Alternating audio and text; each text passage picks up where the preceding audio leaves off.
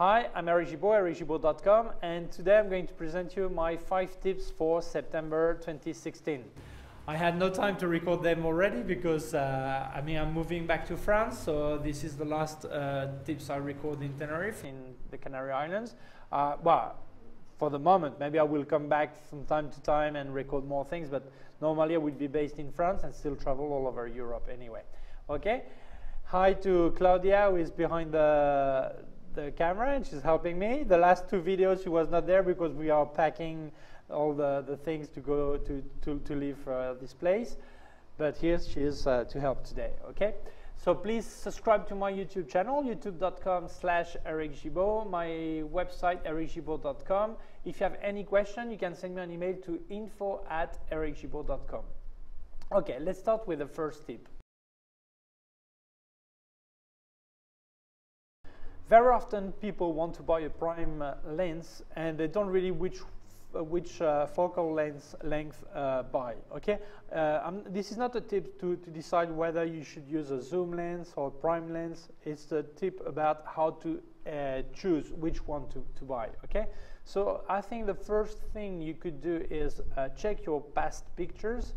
Use the Adobe Lightroom or Photoshop or Capture One by Phase One or whatever, or the Bridge by Adobe, and you check the EXIF of your EXIF data of your pictures, and you see which focal length you normally use with your zoom lens. It will tell you if it was 35, 36, 37, 42.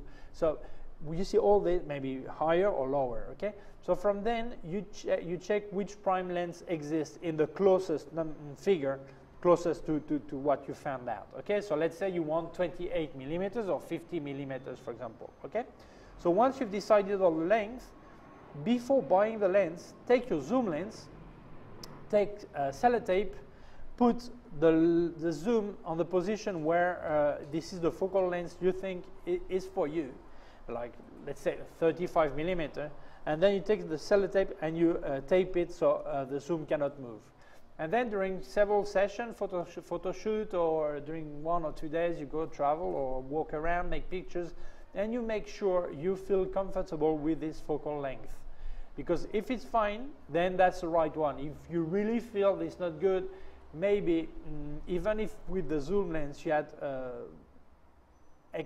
whatever focal length average, maybe you should think about another focal length, or simply you're not for for prime lens because you really need to touch this. Don't forget that if you're on a prime lens, you have to move a lot more with than a zoom lens. Okay, so with this tip, very easily it will help you to decide which focal length you need for your prime lens. Okay.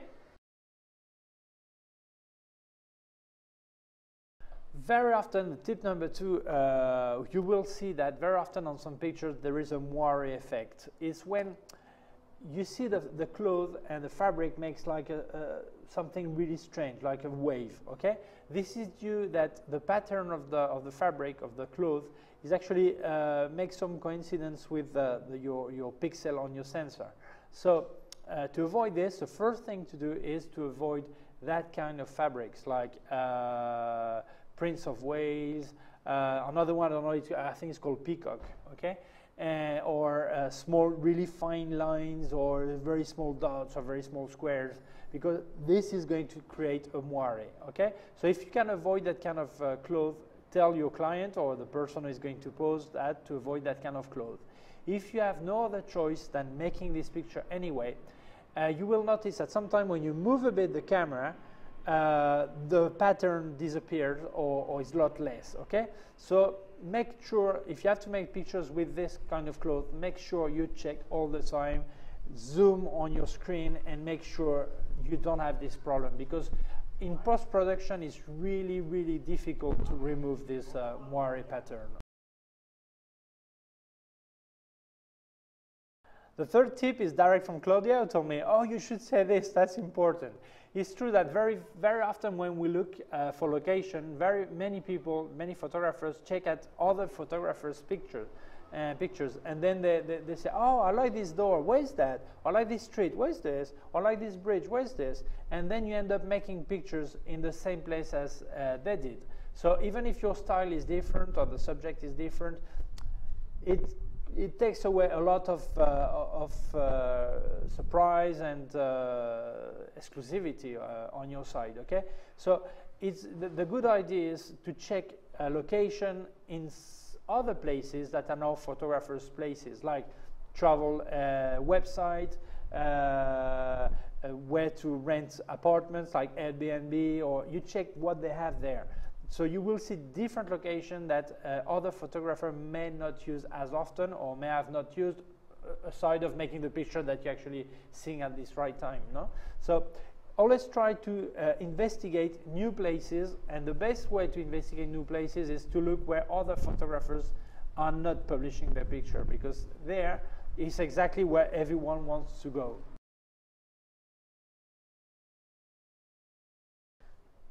Tip number 4. Well, I see. I had some kind of argument on Facebook the other day when I said that I did not understand why amateur photographer. When I speak about amateur, I don't want to make a difference between quality and bad quality or good quality. I think there are bad professional and good professional, and there are bad amateur and very good amateur. The point is not about quality. It's more about rentability. So I understand that a professional that gets paid for a picture maybe will make always the same way, the same look, the same lighting, everything the same, because they pay for it and it goes for what's easy and makes him money. But when you're an amateur, I think even a professional should do the same, but maybe I have no time for that. But an amateur who has no commitment, commercial commitment, should try to make different pictures. I see some that they've been doing the same picture for 5 years. I mean, the same portrait, same lighting, same pose, just the face of the person is different. The same post-processing, everything is the same. So I think you should try something new. So some were telling me, yeah, but why should he do landscape if he's doing portrait? No, I'm not speaking about changing landscape to portrait, or portrait to landscape, or to cars, or to macro photography. I speak within the style or within the thematic you like. Try different technique and style. Natural light, available light, flashlight, whatever. Whatever, high key, low key. Try different, because even if you have a favorite one, this difference will help you bring it to your best style and develop it and better it, more than if you always do the same thing.